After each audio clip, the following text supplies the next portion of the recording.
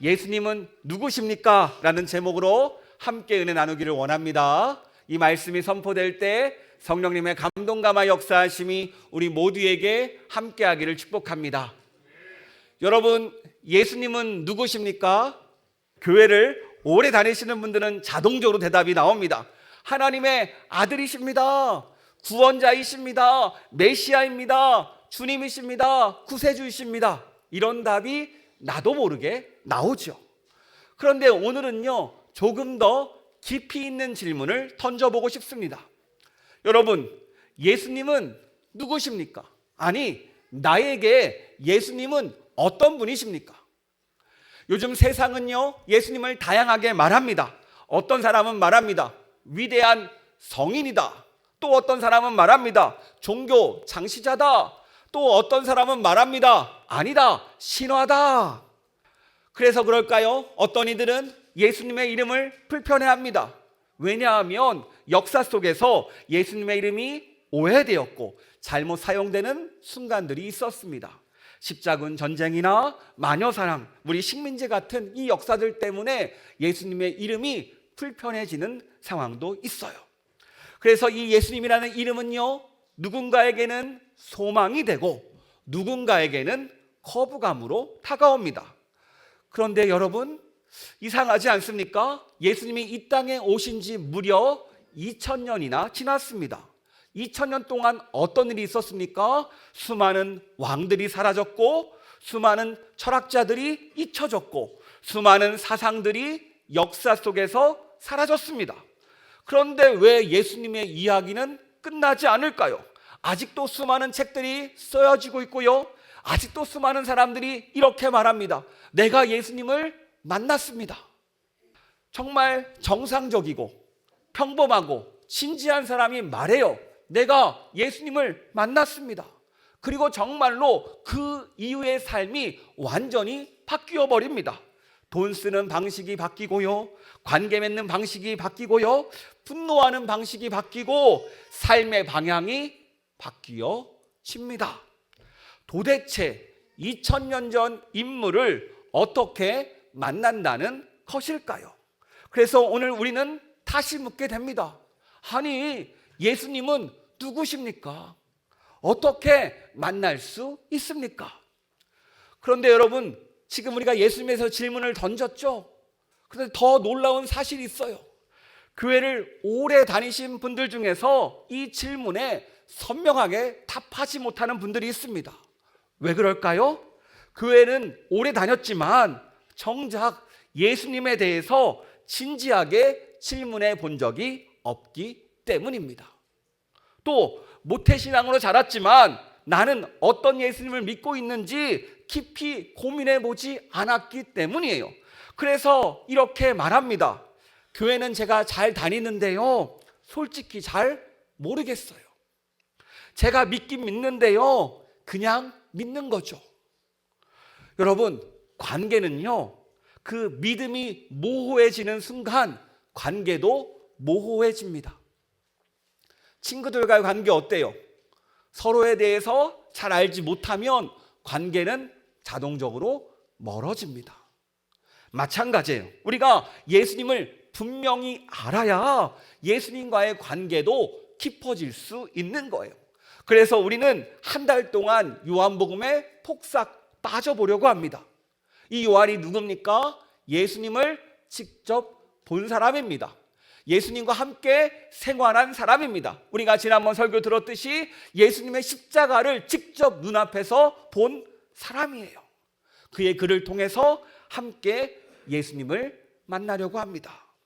우리가 사복음서라고 하면 어떤 것들이 사복음서죠? 마태, 마가, 누가, 요한복음입니다. 여기서 마태, 마가, 누가복음은요, 예수님이 무엇을 하셨는지를 알려줘요. 그런데 요한복음은 다릅니다. 요한복음의 기록 목적이 요한복음 20장 31절에 나옵니다. 우리 이 말씀을 같이 읽도록 하겠습니다.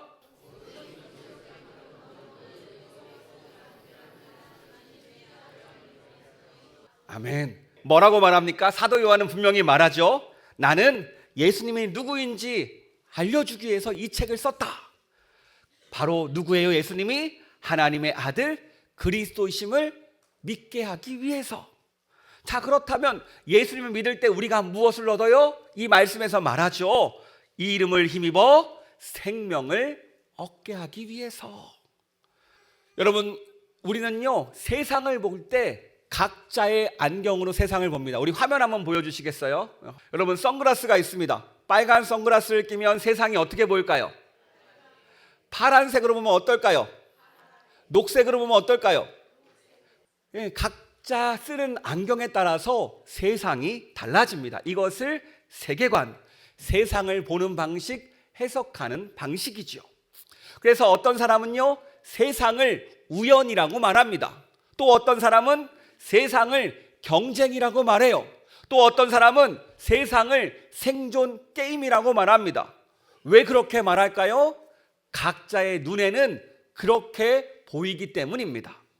그런데 요한복음은요 우리의 생각들, 우리의 시선들, 이 안경을 벗기면서 오늘 다시 우리에게 묻습니다. 너 세상은 어디에서 오는지 알고 있니? 생명이 어디에 있는지 알고 있어? 빛이 무엇인지 알고 있어? 진리가 무엇인지 알고 있어? 너의 안경을 한번 벗어봐. 여러분, 오늘 이 질문은요 우리의 인생 질문들이지요. 이 질문의 답을 모르면 우리는 인생길을요 계속 방황합니다. 흔들립니다. 여러분, 방황하고 되돌아보고 올바른 길을 찾았을 때 가장 후회하는 게 뭔지 아세요? 일찍 정신 차릴걸. 내가 왜 그때 그랬을까? 세월을 허비한 게 가장 아깝습니다. 저는 우리의 인생이 안전했으면 좋겠어요. 방황이 적었으면 좋겠습니다. 그래서 오늘 이 시간 우리가 이 요한복음을 통해서 이 질문의 답을 찾으려고 하는 거예요. 예수님은 누구신가? 이 질문의 답을 찾을 때 우리의 인생의 방황은 끝납니다. 인생의 방황 가운데 흔들리지 않습니다. 오늘 말씀을 통해서 이 질문을 찾는 우리가 되기를 축복합니다.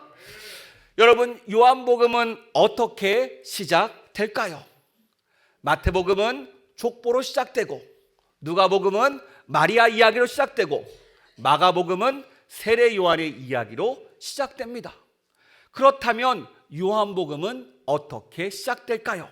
우리 함께 1절 말씀 같이 읽도록 하겠습니다. 시작. 태초에 말씀이 계시니라. 이 말씀이 하나님과 함께 계셨으니 이 말씀은 곧 하나님이시니라. 아멘. 무엇을 시작해요? 태초에. 한글을 잘 모르시나 봐요. 앞에 약간. 태초가 무엇입니까? 세상이 시작되었을 때. 여기서 태초에로 시작되는 다른 성경 구절 기억나는 거 있습니까? 창세기 1장 1절이죠. 우리 다음 성화죠. 같이 읽도록 하겠습니다. 태초에 하나님이 천지를 창조하시니라. 아멘. 요한은요 의도적으로 창세기의 문장을 가져옵니다. 태초에 말씀이 계시니라. 태초에 하나님이 천지를 창조하셨을 때부터 계셨던 그 말씀이 어떤 분인지를 우리에게 말하고 있습니다. 여기서 말씀은 우리가 흔히 생각하는 성경책, 이 말씀이 아니죠. 헬라어로 로고스, 이것은요 바로 예수님을 뜻합니다. 헬라 철학자들은요 이 로고스를 세상을 지탱하는 이성적인 원리라고 생각했어요. 그러니까 세상의 요소다, 근본 요소다라고 생각했습니다.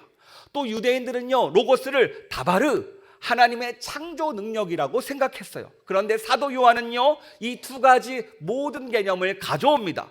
그리고 이것을 가지고 설명합니다. 너희가 생각했던 로고스가 바로 사람이 되었다.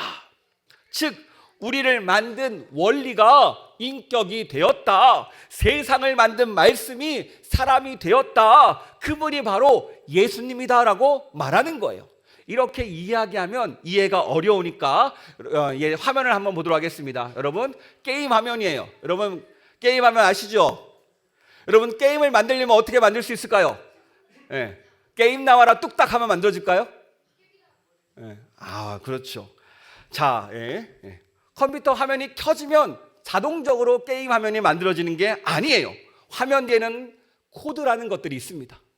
그래서 설계 프로그램이 있고 개발자가 있고 화면을 그리고 만들어내는 것이 게임이에요. 눈에는 보이지 않지만 그 게임을 만든 원리가 숨겨져 있습니다. 그리고 그 게임을 진행하는 규칙들이 그 안에 담겨져 있어요. 규칙에서 벗어나면 어떻게 됩니까? 에러가 나죠.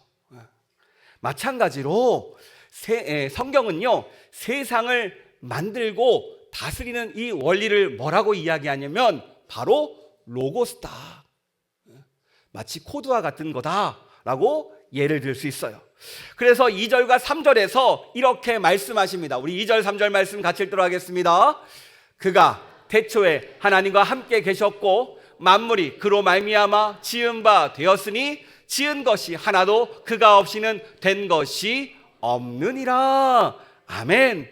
여러분 이 말씀 잘 보세요. 만물이 온 세상이 그로 말미암아 지어졌습니다. 이 말은요, 우리도 나도 예수님으로 말미암아 지어졌다라는 뜻이에요.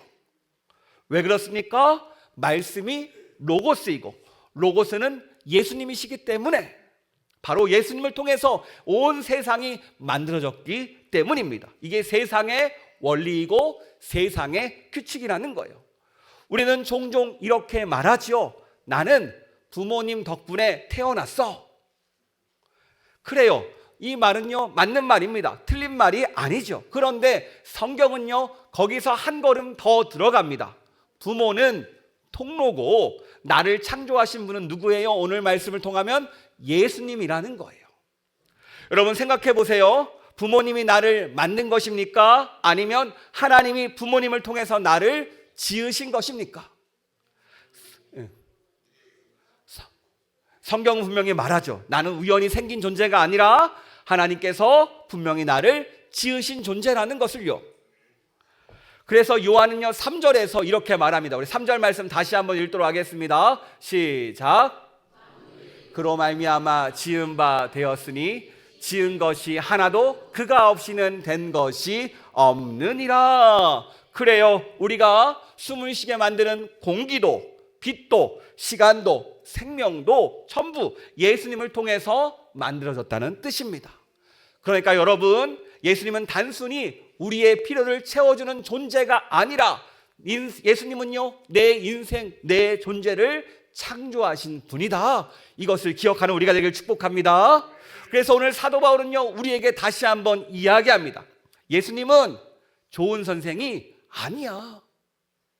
예수님은 위인 중에 한 명도 아니야. 예수님은 하나님이시야.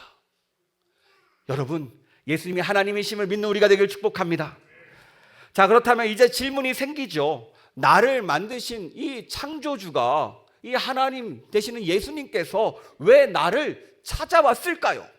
요한복음에서 그 이유를 알려줍니다. 우리 4절 말씀 같이 읽도록 하겠습니다. 시작. 그 안에 생명이 있었으니 이 생명은 사람들의 빛이라. 아멘.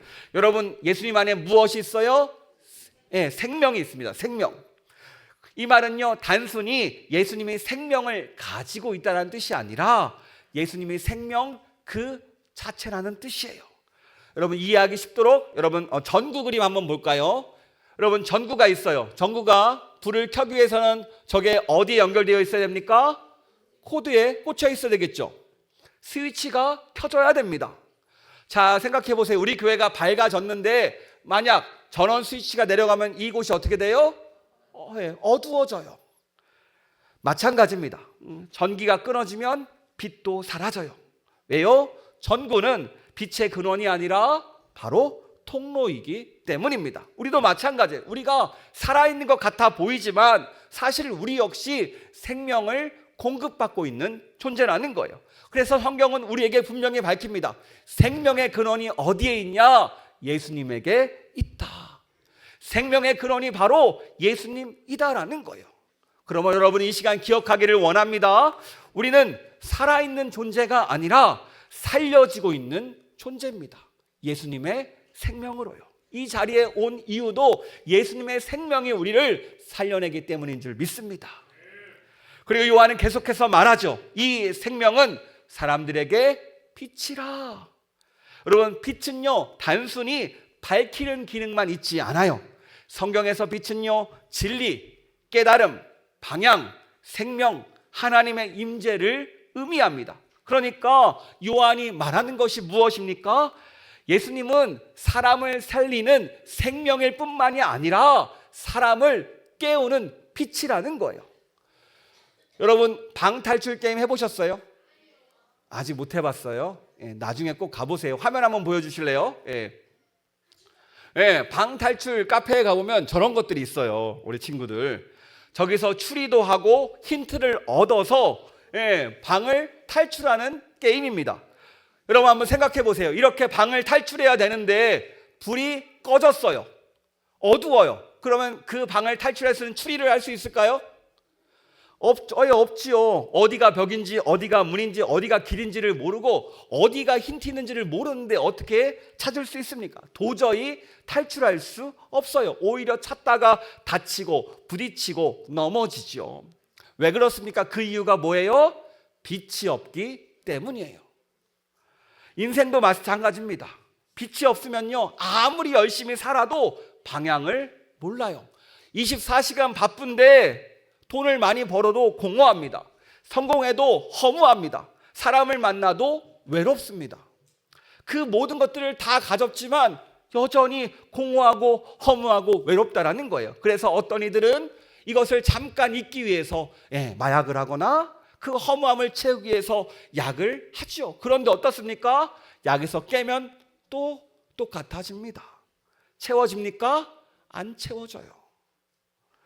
왜 그렇습니까? 오늘 성경은 그 이유를 말해요. 너희에게 빛이 없기 때문이다.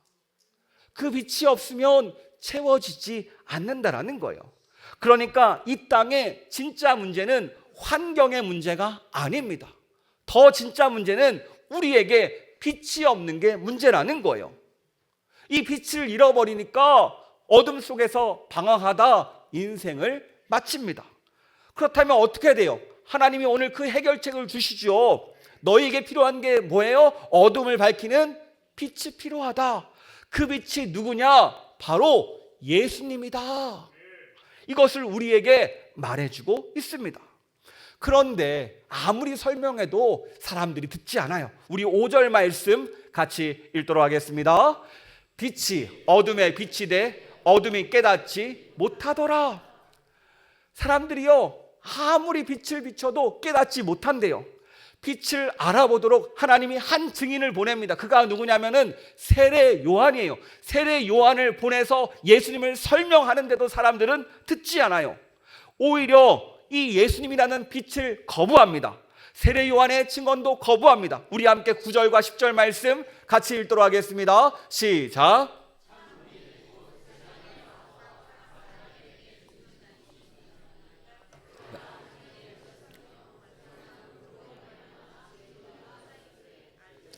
그를 알지 못하였고. 아멘. 여러분 이 말씀 조금 이상하지 않습니까? 세상을 만드신 분이 지금 이 세상에 들어오셨는데 세상은 그분을 예수님을 모른대요. 그런데 그 이유를 11절에서 알려줍니다. 우리 11절 말씀 같이 읽도록 하겠습니다. 자기 땅에 오매 자기 백성이 영접하지 아니하였으나. 이게 무슨 말이에요? 몰라서 거절한 게 아니라 알면서도 거절했다는 뜻이에요. 여러분 생각해 보세요. 낯선 사람이 나의 부탁을 거절하는 것은요 그래도 마음이 덜 아픕니다. 그런데 내 가까운 친구들, 가족들, 친지들이 나의 부탁을 거절했을 때 우리의 마음이 어때요? 비교도 안 되게 마음이 아파요. 지금 성경이 말하는 장면이 비슷합니다. 하나님의 백성이 하나님을 거절해요. 지금 이것을 이야기하고 있습니다. 그렇다면 여기서 질문이 생기죠. 왜 사람들이 빛을 거부할까요? 그 답이 요한복음 3장 19절에 나옵니다. 우리 같이 읽도록 하겠습니다. 그 정죄는 이것이니 곧 빛이 세상에 왔으되 사람들이 자기 행위가 악함으로 빛보다 어둠을 더 사랑한 것이니라. 이게 무엇을 말해요? 빛은요, 지금 우리에게 비춰지고 있습니다. 아침이 오면 햇빛이 비치도록 이 세상 가운데 빛이 비춰지고 있어요. 그런데 우리는요, 지금 이 빛을 보지 못합니다. 왜 그럴까요? 우리에게 어둠이 너무나 익숙하기 때문이에요. 여러분, 어둠 가운데 내가 그동안 정말로 최선을 다해서 켜둔 작은 촛불들이 있습니다. 성공이라는 촛불을 하나 켜놨고, 돈이라는 촛불을 켜놨고, 명예라는 촛불을 켜놨고, 인기라는 촛불을 켜놨어요. 그런데 여러분, 촛불, 빛이 들어오면 촛불이 소용이 있습니까? 아무 소용이 없어지죠. 그러니까 어떻게 해요? 눈을 감아버려요. 아니야, 나는 어둠이 좋아. 그러는 거예요. 그러나 빛이 오면요, 모든 것이 드러납니다. 아, 이 촛불이 필요 없구나. 더 가치 있는 게 있구나. 가짜가 드러나고요, 죄가 드러나고요, 거짓이 드러나고요, 상처가 드러납니다. 그래서 사람들은요, 본능적으로 빛을 두려워해요. 왜 그렇습니까? 내가 드러나는 게 싫거든요. 또 드러내보지 않아서 부담되기 때문에 나도 모르게 빛보다 어둠을 선택합니다. 이게 우리의 삶이에요. 이렇게 보니까 세상 문제의 핵심이 무엇입니까?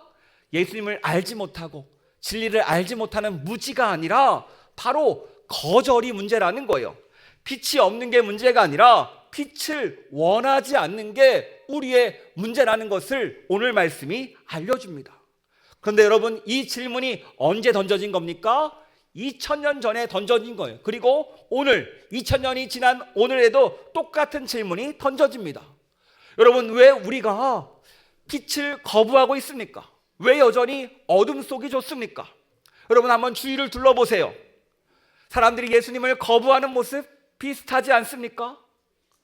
그렇다면 나는 어떻습니까? 예수님을 거절하고 있지는 않습니까? 말로는 믿는다고 말하지만 삶에서는 예수님이 불편하지 않습니까? 필요할 때는 예수님을 찾지만 무엇인가 결정할 때는 왠지 예수님이 잠깐 눈 감고 있으면 좋겠다고 생각되지 않습니까? 그래요. 예수님을 모르는 것이 문제가 아니라 예수님을 밀어내는 것이 문제입니다. 여러분, 나에게 예수님이 누구십니까? 오늘 말씀은 계속 이 질문을 던집니다. 우리가 요한복음을 한 달 내내 읽어갈 텐데요, 끝나는 순간까지 이 질문을 던질 겁니다. 그리고 우리는 그 질문의 답을 찾을 거예요. 왜 그렇습니까? 이 질문의 답을 찾을 때 우리의 인생이 달라지기 때문입니다. 한 달 뒤에 우리의 인생이 달라지기를 축복합니다. 그런데 여러분, 요한복음은요, 사람들의 거절 이야기로 끝나지 않습니다. 새로운 반전이 나오고요, 기회가 나옵니다. 우리 함께 12절 말씀 같이 읽도록 하겠습니다. 영접하는 자, 곧 그 이름을 믿는 자들에게는 하나님의 자녀가 되는 권세를 주셨으니. 아멘. 여기서 영접하는 자는요, 예수님을 믿는 자들을 뜻하지요. 그런데 여기서 영접은 단순히 환영하는 게 아니에요. 예수님을 좋아하는 게 아니에요. 원어 뜻을 보면 붙잡는 것입니다. 받아들이는 것입니다. 내 안에 모시는 것이 바로 영접이라는 뜻이에요. 여러분, 생각해 보세요. 내가 아는 것과 내가 믿는 게 다르죠? 내가 좋아하는 것과 내가 모시는 것은 다릅니다. 전혀 다른 이야기예요. 오늘 본문은 분명하게 우리에게 말합니다. 너희가 예수님을 모셔야지 생명을 얻는다. 너희가 예수님을 모셔야지 빛을 얻는다. 그때 너희가 하나님의 자녀가 된다. 하나님의 자녀의 권세, 하나님 자녀로서의 그 권력을 누릴 수 있다, 특권을 누릴 수 있다라고 우리에게 말합니다. 그렇다면 이 시간 다시 스스로에게 질문해 보기를 원합니다.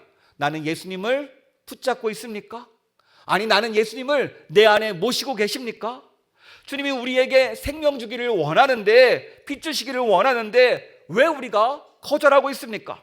정작 입으로는 힘들어 말하면서, 어렵다고 말하면서, 왜 내 인생이 풀리지 않냐라고 말하면서 주님 붙잡지 않고 세상 가운데 허우적거리면서 작은 촛불을 밝히고 있는 이 모습이 나의 모습 아닙니까? 찬 빛이 비추면 그 모든 것이 드러나는데 왜 엄한 데서 답을 찾고 있습니까? 오늘 말씀은요, 인생의 방향과 우리 인생의 답을 말해줍니다.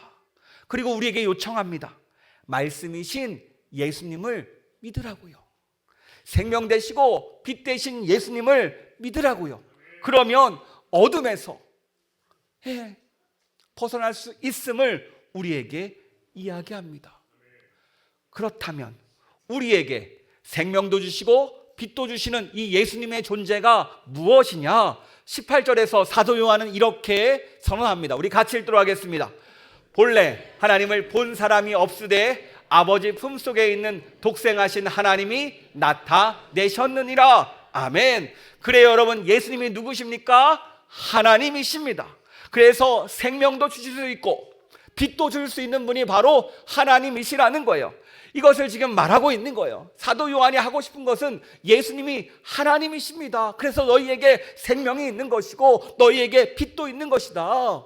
이것을 우리에게 말합니다. 그런데 예수님께서 왜 이 땅에 오셨냐? 하도 하나님이 누구시냐고, 하나님이 어떤 분이냐고, 하나님을 좀 봤으면 좋겠다라고 말하는 사람이 많으니까 하나님을 직접 보여주시기 위해서 이 땅에 직접 내려왔어요.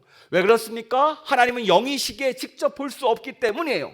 그래서 우리는요, 하나님을 볼 수 있게 됩니다. 왜요? 예수님이라는 존재를 통해서 하나님이 어떤 분인지를 알게 돼요. 그러니까 여러분, 하나님을 알고 싶습니까? 그러면 예수님을 보면 됩니다. 예수님을 보는 것이 하나님을 보는 거예요. 자, 여러분, 예수님의 마음을 알고 싶습니까? 그러면 하나님의 마음을 더 느낄 수 있게 돼요. 예수님의 마음을 점점 묵상할수록 그 마음을 깨닫게 됩니다. 또 예수님의 사랑을 볼 때 우리는 무엇을 봐요? 하나님의 사랑을 볼 수 있습니다. 여러분, 우리는요, 하나님을 더 알아야 됩니다. 어떻게 알 수 있어요? 예수님을 보면서요. 예수님을 묵상하면서요. 요한복음에 폭삭 빠져서 예수님을 묵상할 때 우리는 하나님을 알 수 있고 볼 수 있고 하나님의 뜻을 분별할 수 있습니다.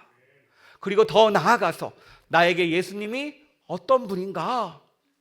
이 질문에 대해서 분명하게 답할 수 있게 됩니다.